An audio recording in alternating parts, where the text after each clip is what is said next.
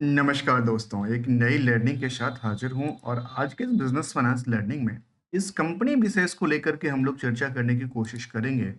Comparison भी करेंगे, उनकी सेक्टर वाइज हो या फिर उनकी जो परफॉर्मेंस लेवल है उसको लेकर के हो, या इंडेक्सेशन के पॉइंट से देखेंगे आखिर मार्केट में कहाँ पे स्थिरता बना पाती है, कंपनी का बिजनेस मॉडल कैसा रहा है। देखिए, कंपनी का नाम है इंडिगो और इंडिगो की चर्चा करें जो कि डोमेस्टिक्स मार्केट में तो अपनी जो पकड़ है वो बना के रखी है, खास करके एविएशन सेक्टर को लेकर के देखा जाए।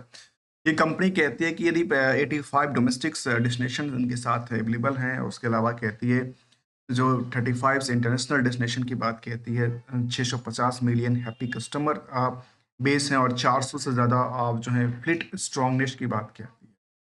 और इन चीज़ों को लेकर कहती है कि 2100 से ज़्यादा डेली फ्लाइट इनके पास उड़ती आसमान में उड़ती देखी गई। तो एक चीज़ को जरा समझना जरूरी है कि आखिर ये जहां हम लोग ये देखते हैं कि दिन ब दिन जो है वो सेंसेक्स में लगातार गिरावट रही है। जहां देखा जाए, मैं आज की चर्चा से मान मान लूं, मेरा लर्निंग का पॉइंट है 28 फरवरी 2025। जैसे आज की चर्चा करूं अभी तक के टाइम के हिसाब से मार्केट की रेस में अल्टीमेटली सेंसेक्स बारे जैसे इंडेक्सेशन पॉइंट में 1% तक की गिरावट रही है। तो वहीं पे यदि हम इस कंपनी की चर्चा करें तो इस कंपनी में देखा गया कि बहुत ज़्यादा गिरावट नहीं रही।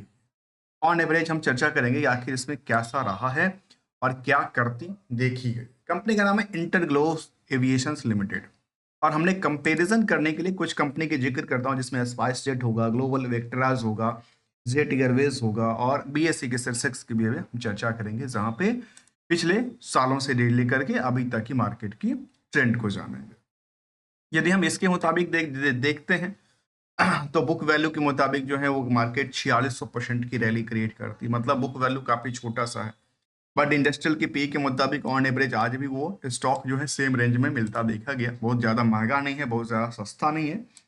जहां तक नेट इनकम मार्जिन का है, 8% की सेविंग करती है सारे खर्चे को काटने के बाद और इतने परसेंट को वो रिजर्व में ट्रांसफर कर। हायर से लोअर की पोजीशन को देखा जाए, यदि हम प्राइस को देखते हैं और साथ में आपके सामने चार्ट भी लेके आते हैं रिसेंटली के, पिछले एक साल की हम चार्ट लेते हैं तो यहाँ पे देखिए एक साल की चार्ट में कहाँ पे पिक लिया था उन्होंने, 5000 के आसपास उन्होंने पिक लिया था। और यदि हम बॉटम की बात करें तो बॉटम जो था उसका 52 वीक का लो वो करीब 3000 के आसपास। अब मैं यहाँ से देखिए 3000 से चल के कोई स्टॉक 5000 पे पहुंचती है और साथ में यदि उसके बाद मार्केट में डिप भी लिया तो कहाँ पे डिप लिया था, 3800 के आसपास। उसके बाद सेम प्राइस के आसपास फिर दोबारा नहीं आई। तो मतलब मार्केट में क्या था, जो ट्रेंड बना वो इसको कहते हैं अप ट्रेंड देखने को मिला। तो क्या आज भी ये स्टेबल है मार्केट में, और जहां मार्केट में सभी तरफ लोग बिकवाली कर रहे हैं तो क्या यहाँ भी लोग जम के खरीदारी भी करते हैं? चलिए इसको भी जानने की कोशिश करते हैं। जहां प्रमोटर के पास जो कंट्रोल है करीब नियरली 49% के आसपास है, 1,72,000 करोड़ की मार्केट कैप वाली कंपनी है।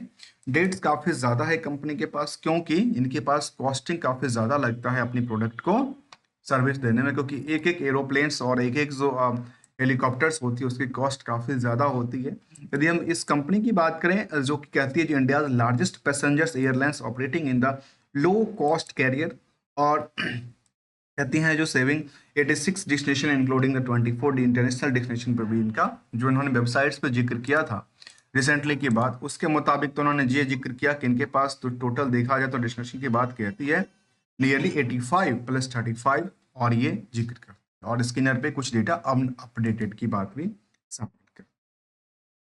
अब आते हैं अगले पहलू की तरफ, आखिर इसका फाइनेंशियल पोजिशन कैसा रहा। देखिए, यदि इनका फाइनेंशियल पोजीशन को देखते हैं तो ये देखने को मिलता है कि वाई वाई के मुताबिक मार्केट की रेस में इनका जो रिजल्ट डेटा था वो काफी बेटर रहा। मतलब लोग आजकल ट्रेन और को छोड़ के फ्लैट की तरफ मूव करते देखे जाते हैं, और यहाँ पे जो इनका टर्नओवर था वो 22,000 करोड़ की रही और ऑपरेटिंग प्रॉफिट मार्जिन में थोड़ा सा गिरावट रही है 300 बेसिस पॉइंट के पिछले पीरियड के मुकाबले।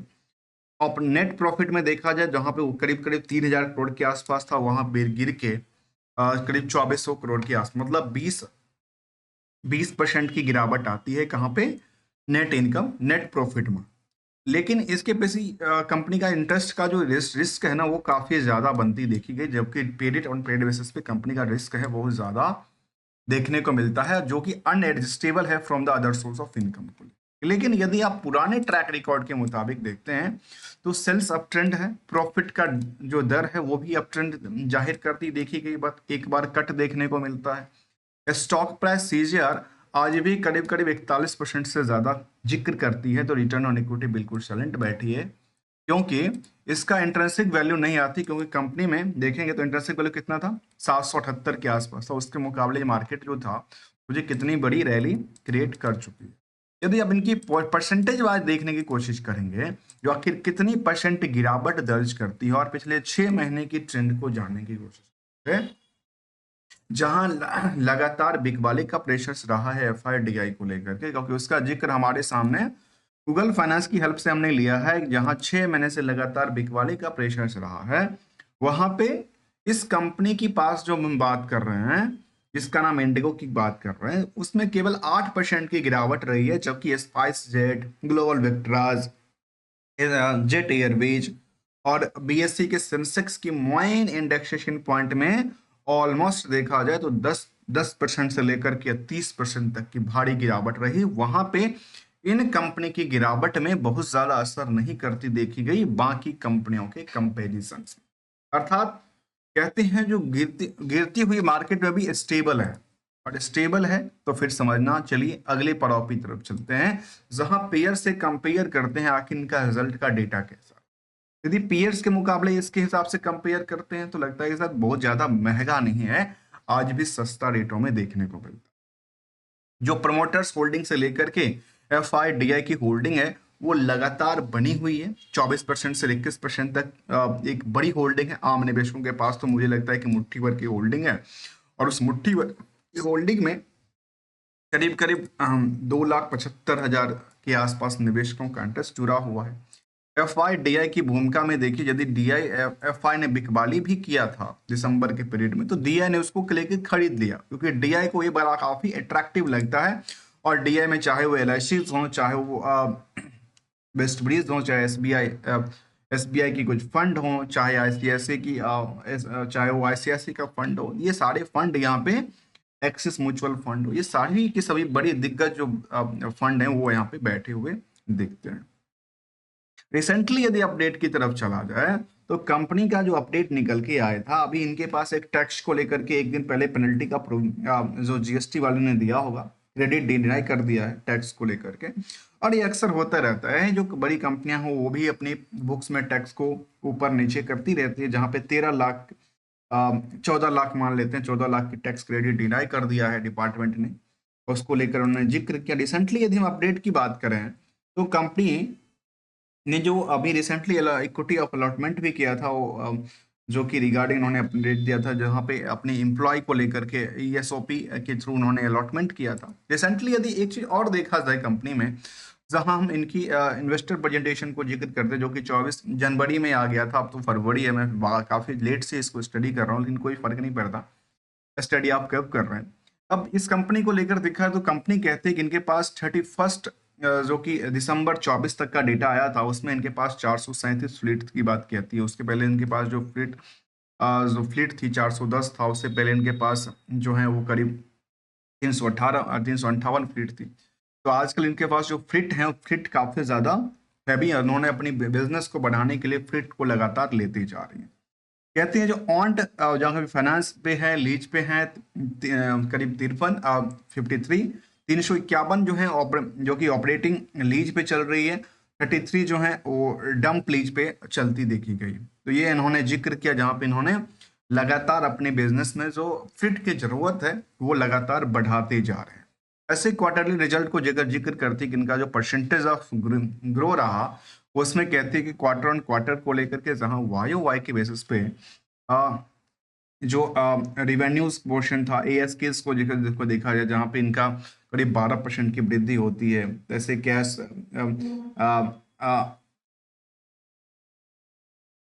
इस तरह से इनकम जो अलग इनकम सोर्स है, इनकम से जो देखने को मिलता है, जिसमें 12% से लेकर के ऑलमोस्ट कुछ में गिरावट भी थे, कुछ में ऊंचाइयों पे चढ़ने की कोशिश भी करती देखी गई है।